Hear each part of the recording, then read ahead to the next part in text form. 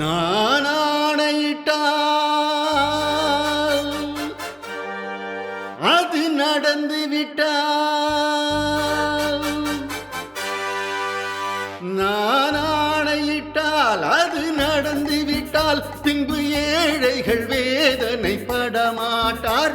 உயிருள்ளவரை ஒரு துன்பமில்லை, அவர் கண்ணீர் கடலிலே விழமாட்டார். அவர் கண்ணீர் கடலிலே விழமாட்டார். அவர் கண்ணீர் கடலிலே விழமாட்டார்.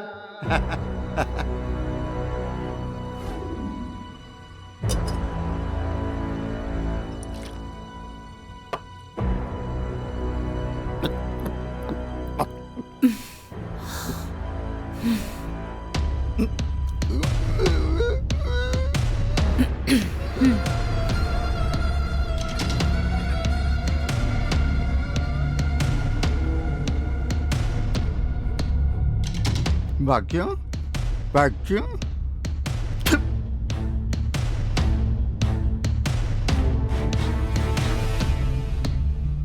முருகா, பரணி என்ன மீறி நீ தர்மகர்த்தா பதவி சேர்ல உட்கார்ந்துருவியா? நான் இருக்கிற வரைக்கும் அது நடக்காது, நடக்கவும் விடமாட்டேன்.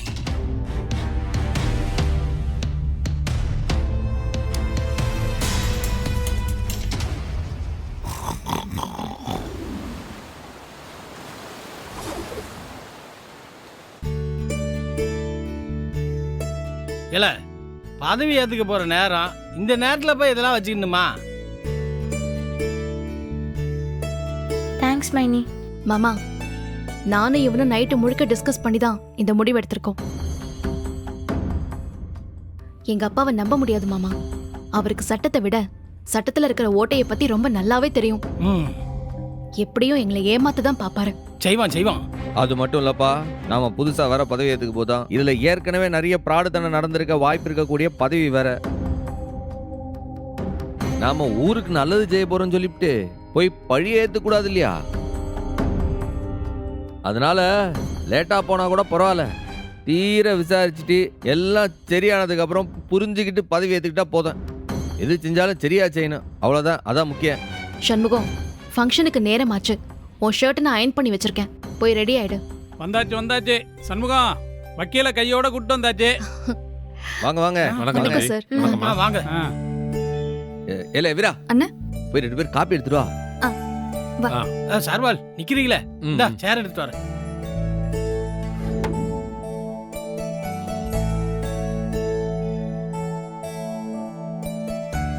வெளியில ஒரே வெக்கையா இருக்கு, உள்ள கூலிங்கா இருக்கு. ஓட்டு வீடுலா, அதுவும் அந்த காலத்து மாடல்ல கட்டின வீடு, நல்லா காத்தோட்டமா இருக்கு. இந்தங்க. தேங்க்ஸ்மா.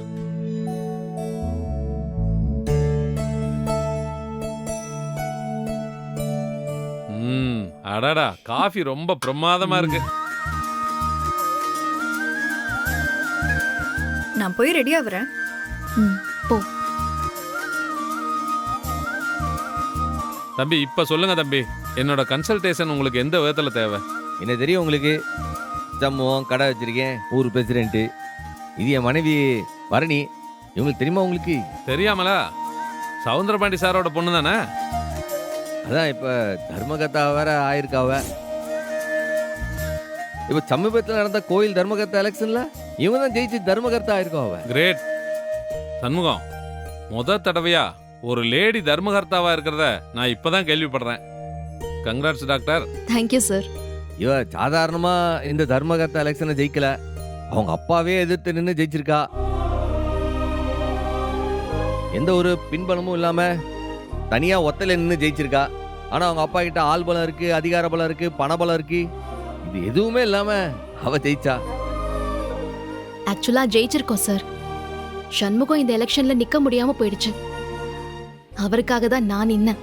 இந்த வெற்றி எங்க எல்லாரோட கூட்டு முயற்சி. வாழ்த்துக்கள். இப்ப விஷயத்தை சொல்லுங்க. அவங்க அப்பா ஒரு 20-25 வருஷமா தர்மகர்த்தாவா அந்த கோயில் நிர்வாகத்தெல்லாம் பார்த்துருக்காவ. அவர் இது வரைக்கும் பார்த்த கணக்கு வழக்குலலாம் ஏதாச்சும் பிராடுத்தனம் நடந்திருக்குமோன்னு எங்களுக்கு சந்தேகம் இருக்கு. அதை பற்றி கேட்கலாம்ட்டு தான் உங்களை வர சொன்னோம். லாங் டைம் டேர்னியர்ல இந்த மாதிரி ஊழல் நடக்கிறது சகஜம்தான். விஷயத்த சொல்லுங்க. இன்னைக்கு நான் பதவி ஏத்துக்கணும். அவர் என்கிட்ட கணக்கு வழக்கு ஒப்படைக்கணும். எங்க அப்பாவுக்கு உலகத்துல இருக்கிற ஃப்ராடுத்தனம் எல்லாமே அத்துப்படி. ஏதாவது ஒரு விதத்துல எங்களெல்லாம் ஏமாத்தி அவரோட ஊழல்ல இருந்து தப்பிச்சிருவாரோன்னு எங்களுக்கு பயமா இருக்கு. இப்போ இவங்க பதவி ஏற்றுக்கும் போது எதெல்லாம் நாங்கள் செய்யணும், எதெல்லாம் நாங்கள் கொஞ்சம் ஜாக்கிரதையாக இருக்கணும், எதெல்லாம் நாங்கள் செய்யவே கூடாது அப்படின்ற விஷயங்களெல்லாம் கேட்கறதுக்காக தான் உங்களுடைய அட்வைஸு கேட்கறதுக்காக உங்களை வர சொன்னேன். அதெல்லாம் நீங்கள் கொஞ்சம் சொன்னீங்கன்னா கொஞ்சம் நல்லா இருக்கேன். Very good. ரொம்ப தாட்ஃபுல்லாக வேலை செஞ்சுருக்கீங்க. இவங்களோட அப்பா கிட்டத்தட்ட 30 வருஷமாக அந்த பதவியில் இருந்தாங்கன்னு வச்சுக்குவோம்.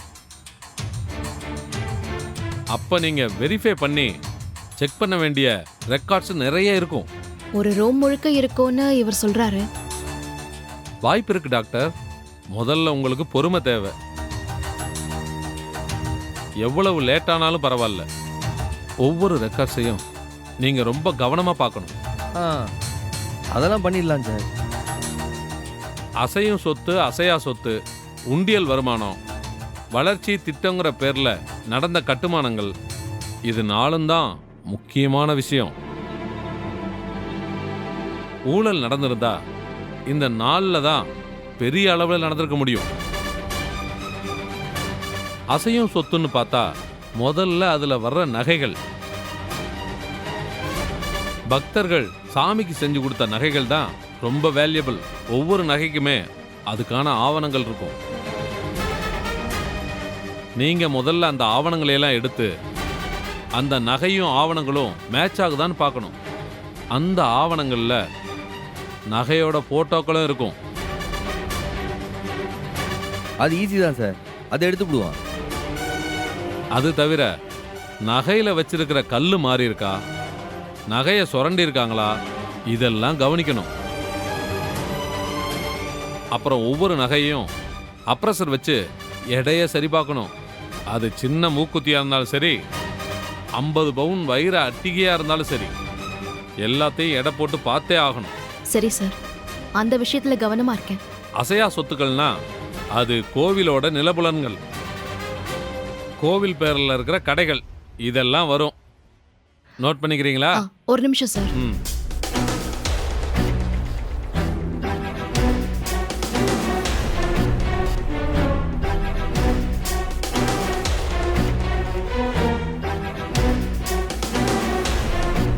இந்த விஷயத்துல எல்லாம் நீங்க கவனமா இருக்கணும். சட்டம் கூட உங்க பக்கம்தான் இருக்கு. அறநிலையத்துறை சட்டப்படி முன்னாடி தர்மகர்த்தாவா இருந்தவங்க கோவில் நிர்வாக குழு சாட்சியா இருக்கிற எல்லா அக்கௌண்ட்டையும் புது நிர்வாகி கிட்ட ஒப்படைச்சே ஆகணும். எல்லாத்தையும் சரி பார்த்து பேங்க் அக்கௌண்ட்ல இருக்கிற பேலன்ஸையும் சரி பார்க்கணும். அதுக்கப்புறம் தான் அவர்கிட்ட ஃபார்ம்ல கையெழுத்து வாங்கணும். அதாவது பழைய கணக்கு வழக்குகள்ல என்னென்ன நடந்திருக்கு, என்னென்ன இருக்குங்கிறத தெளிவா எழுதி கையெழுத்து வாங்கி பழைய தர்மகர்த்தா புது தர்மகர்த்தாட்ட தரணும். உங்ககிட்ட பொறுப்பை ஒப்படைக்கிறதா கையெழுத்து போட்டு தரணும். அந்த பிக்காளி பையன் கையெழுத்து போட்டு தரமாட்டேன்னு சொன்னானா? அப்ப நீங்க பொறுப்பை ஏத்துக்க கூடாது. அது நாட் அட்வைசபிள். எப்படியாவது காரணத்தை சொல்லி கையெழுத்து போடாம தவிர்த்தாருன்னா நீங்களும் பரவாயில்லன்னு பொறுப்பை ஏத்துக்கிட்டீங்கன்னு வைங்க, ஏதாவது காணாம போனா கூட அதுக்கு நான் பொறுப்பு இல்ல, நீங்க தான் பொறுப்புன்னு திருப்பி விட வாய்ப்பு இருக்கு. அந்த திருட்டு பையன் செஞ்சாலும் செய்வான் வக்கீல் சார். அவன் அந்த மாதிரி பிரார்த்தனை பண்ணக்கூடிய ஆள் தான். நான் சொன்னதெல்லாம் நோட் பண்ணி வச்சிருக்கீங்க. வேற ஏதாவது டவுட் இருந்தா எனக்கு கால் பண்ணி கேளுங்க, நான் சொல்றேன். ஆனா நான் சொன்ன ஒரு பாயிண்ட் கூட விட்டுறக்கூடாது. Sure sir. சரிம்மா, அப்ப நான் கிளம்பவா? சார் ஒரு நிமிஷம் சார், உங்களோட கன்சல்டேஷன் ஃபீஸ் எவ்வளோன்னு? டாக்டர் அதெல்லாம் வேண்டாமா, இது உங்க பர்சனல் விஷயம். பர்சனல் கன்சல்டேஷனா இருந்தா நான் ஃபீஸ் வாங்கலாம். இது பொது விஷயம், நம்பிக்கையுள்ள மக்களுக்கு செய்யற கைமாறு சேவம்மா. இதுக்கு போய் நான் ஃபீஸ் வாங்கலாமா? அப்ப நான் வரேம்மா. Thank you sir. சண்முகம், நான் இவரை விட்டு வந்துடுறப்பா. ஏத்தா என்னென்னமோ சொல்றாரு. இதுல இம்பிட்டு விஷயம் இருக்கா? இது தெரியாம போச்சே. ஆ இதைத்தான் வேணுமா நோணுமான்லாம் என்ன பாத்தியா?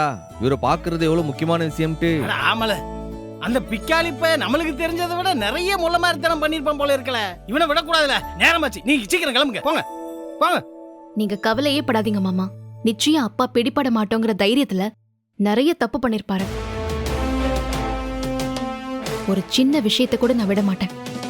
அத்தனை விஷயத்தையும் வலை போட்டு பிடிக்க தான் போறோம். முடிச்சே ஆகணும் தான். நான் கிளம்புறேன் மாமா. ரெடி ஆகுமா போய்? போ நீ போய் சட்டையை மட்டும் வா. ரெடி ஆகும். இந்த சும்மா எப்ப பாரு இந்த பனியனை போட்டு நீ கிளம்பல போய். எனக்கு தேய்ச்சி வச்சிருக்காங்க, நான் போட்டு வருவேன். அத்தை, என் வீட்டுக்கார பத்தி நீங்க கவலைப்படாதீங்க. பேசாம ஆம்புலன்ஸ வர வச்சு வம்படியா மாமாவை அள்ளி போட்டு ஆஸ்பத்திரியில அட்மிட் பண்ணிடுவோம். அத்தை, பரணி தெளிவா சொல்லியிருக்கா. லேட் பண்ண பண்ண மாமாவுக்கு பாதிப்பு அதிகமாயிட்டே தான் இருக்குமா.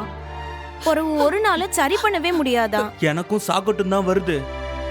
ஆனா என்ன பண்றது, ஒரு ஈவு இறக்கத்துக்காக தான் அவரை அட்மிட் பண்ணணும்னு நினைக்கிறேன்.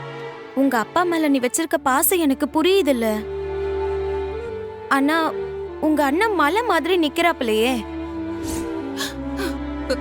என்னத்த செய்ய சொல்லுத? என் பொண்ணு முதல்ல எலெக்ஷன்ல ஜெயிச்சு தர்மகர்த்தாவா பதவி ஏத்துக்க போதா. அத கண்ணார பார்க்க கூட என்னால முடியல. இந்த மனுஷனை இந்த நிலைமையில விட்டுட்டு நான் எப்படி போவேன்? கேட்டி எசக்கி, சிவபாலனை துணைக்கு கூப்பிட்டுக்கிட்டு நீ மட்டும் போயிட்டு வந்துடுறியா? இல்லத்த, உன்னை ஒத்தையில விட்டுட்டு போக எனக்கு மனசு வரல. எப்படியும் வீராவும் கனியும் ஃபங்க்ஷன்ல போட்டோ வீடியோ எல்லாம் எடுத்து அனுப்புவோம்ல, நான் அதுல பாத்துக்கிடுதேன்.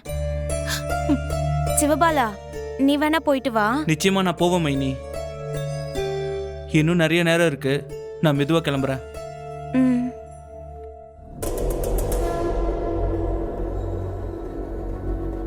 வாங்க உள்ளதான். கிளை பாண்டி, என்னல உங்க அப்பாவுக்கு வைத்தியம் பார்க்க டாக்டரை கூட்டிட்டு வருவேன்னு பார்த்தா நீ வக்கீல கூட்டிட்டு வந்திருக்க. அப்பா தான் கூட்டிட்டு வர சொன்னாரு, கூட்டிட்டு வந்திருக்கேன். இப்ப என்னங்கிற? உங்க அப்பா சொன்னாருன்னா சரியா தான் இருக்கும், கூட்டிக்கிட்டு போ. வக்கீல் சார், காப்பியா டீயா என்ன போட? காஃபியே போதும் மேடம். ஓ, நீ காப்பியை போட்டு வை, நானே வந்து எடுத்துட்டு போறேன். நீ எல்லாம் ரூம்குள்ள வர வேண்டாம், சரியா? இல்ல நான் ஏன் வரக்கூடாது? அப்படி என்ன செய்ய போதிய? அப்பா சொல்லியிருக்காரு, அவ்வளவுதான். ரூம்குள்ள வராதனா வரக்கூடாது, சரியா? காப்பியை போட்டு வை, நானே வந்து வாங்கிக்கிறேன். நீ வாங்க. கிளை ஏட்டி, என்ன டீ இது? புதுசா ஒரு பிரச்சனையை கலப்புதாரு போல இருக்கே. இப்ப என்னத்துக்கு வக்கீலு? மா, எனக்கு புரிஞ்சு போச்சு. அப்பாக்கு கடைசி காலம் நெருங்கிடுச்சுன்னு நினைக்கிறேன். ஐயோ, அவருக்கே தெரிஞ்சு போச்சு. அதான் வக்கீல கூப்பிட்டு உயிர் எழுதி வைக்க போறாருன்னு நினைக்கிறேன். ஏலே, வாய கழுவுல. பெத்தவரை பத்தி பேசுற பேச்ச பாரு. எதுவா வேணா இருக்கட்டும், நம்மள எதுக்கு ரூம்குள்ள விட மாட்டேன்னு சொல்லுதாக? இதுல எதுவும் மர்மம் தெரியுதே. ஒருவேளை பரணிய பதவியை ஏத்துக்க விடாம பண்றதுக்கு ஏதாச்சும் பண்ண போதாவளா? மா, இருந்தாலும் இருக்கும். இழுத்துக்கிட்டே கடந்தாலும் ஒரு நாளும் அப்பா நல்லது பண்ணவே மாட்டாரு. கன்ஃபார்மா ஏதோ ஒரு கிரிமினல் வேலை தான் பார்க்க போறாரு, கன்ஃபார்ம். இது எனக்கு நல்லதா படலல. எசக்கி, நீ போய் முதல்ல காப்பிய போடு, மத்தது அப்புறம் யோசிப்போம். ம், சரிதா. ஏல என்ன நீ என்ன மாதிரி நீயும் வெள்ளச்சட்டை போட்டு வர? யார் அப்பா யார் மகன் தெரியாம பேர போதுல அந்த பங்கில்ல. இவரு மவனாக்க தாடியை பார்த்தா தெரியாதா? நீதான் அப்பன்ட்டு. ஏலே, என்ன தாடியை லேசா சொல்லிட்ட? இந்த பாரு, இந்த தாடியை பார்த்தா உங்க அம்மையே மயங்கினா தெரியுமில? சண்முகம், ஆட்டோக்கு சொல்லிட்டேன், இப்போ வந்துருவான். ஒரு ஆட்டோ போதுமாப்பா? போதுமே, நாங்க 2 பேர் பைக்ல வர போதா, இவங்க 3 பேருக்கு ஒரு ஆட்டோ போதாதான். ஏன் தாராளம் போதுமே. அண்ணே, நீ பதவி ஏற்கும் போது நம்ம கார்ல போனோம். மைனி பதவி ஏற்கும் போது கார் சொல்லிருக்கலாம்ல. இல்லை, அன்னைக்கு ஆபீசர்களே வண்டி அமுச்சு விட்டாவ, அதனால கார்ல போனேன். ஏய் கனி, அடி வாங்க போற. கண்டபடி செலவு செய்ய அண்ணன்கிட்ட என்ன காசு குட்டியா கிடக்கு? வாய மூடிக்கிட்டு வா, இல்ல கண்ணு நோண்டிடுவேன். சரி சரி சரி, கிளம்புவோமா நாம? ஏய் சண்முகம், அம்மா கால் பண்றாங்க. என்ன பிரச்சனைன்னு தெரியலையே. இல்லை இப்பெல்லாம் உன் அம்மா போன் அடிச்சாலே ஏதாச்சும் பிரச்சனையா தாம்ல இருக்கி. எடுத்து பேசு, ஸ்பீக்கர்ல போடு, என்ன பிரச்சனைன்னு கேட்போம். மா என்னாச்சுமா? ஏதாவது பிரச்சனையா? அப்பாக்கு ஒன்றும் பிரச்சனை இல்லையே. நீ என்னடி செய்த? இன்னைக்கு பதவி ஏற்பு விழா இருக்குல்ல, எல்லாரும் கிளம்பிட்டு இருக்கோம். உன்னால வர முடியுமாமா? அதெல்லாம் மெதுவா பாத்துக்கலாம் டி. இங்க ஏதோ ரொம்ப தப்பா நடக்குது டி. நீ சமூகத்தை கூட்டிக்கிட்டு உடனே இங்க வாட்டி.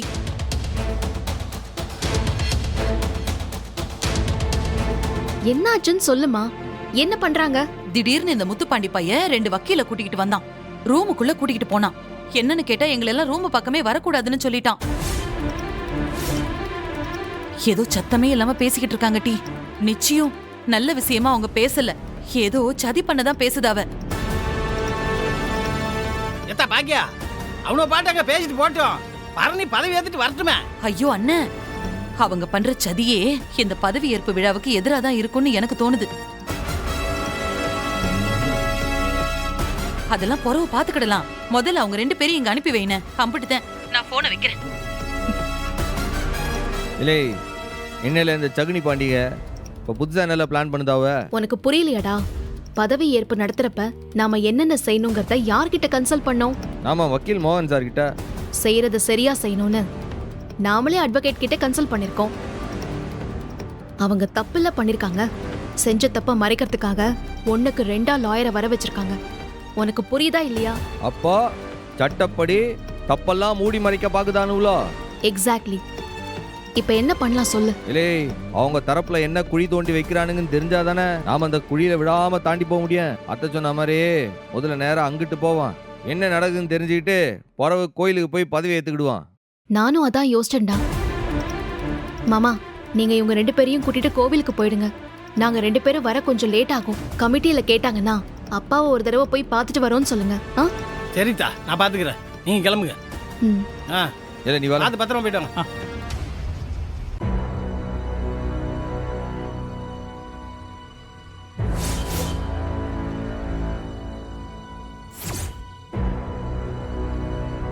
இதுதாங்க என் நடைமுறை.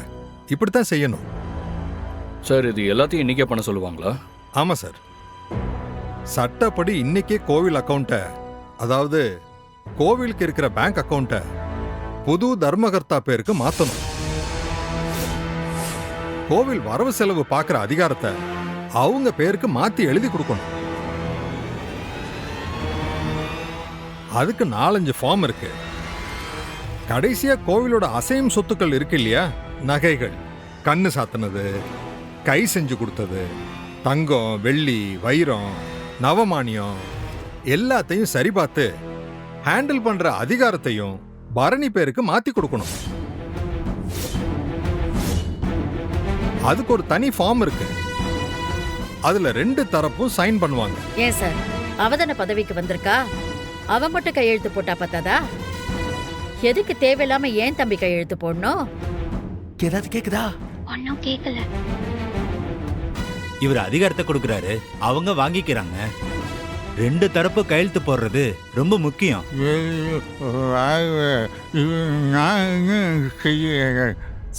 சார் என்ன சொல்றாரு?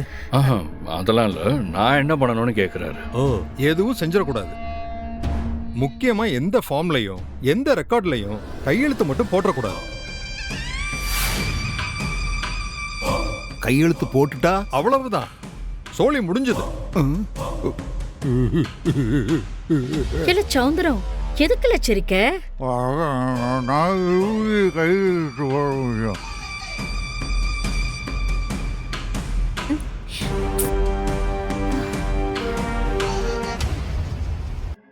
என்ன சார் சொல்றாரு? அப்பாவுக்கு தான் ஸ்ட்ரோக் வந்திருக்குல்ல, எப்படி கையெழுத்து போட முடியும்னு கேக்குறாரு. ஒரு வகையில் அதுவும் நல்ல விஷயம்தான். இந்த மாதிரி ஸ்ட்ரோக் வந்திருக்கு, என்னால கையெழுத்து போட முடியாதுன்னு சொன்னா அறநிலைத்துறையை பொறுத்த வரைக்கும் இதை ஏத்துக்கிட்டு தான் ஆகணும். என் தம்பிக்கு உடம்பு சரியில்லாம போனா கூட அதுவே அவனுக்கு உதவியா இருக்கே. எலே சௌந்தரம், நீ அதிர்ஷ்டக்காரந்தாம்ல.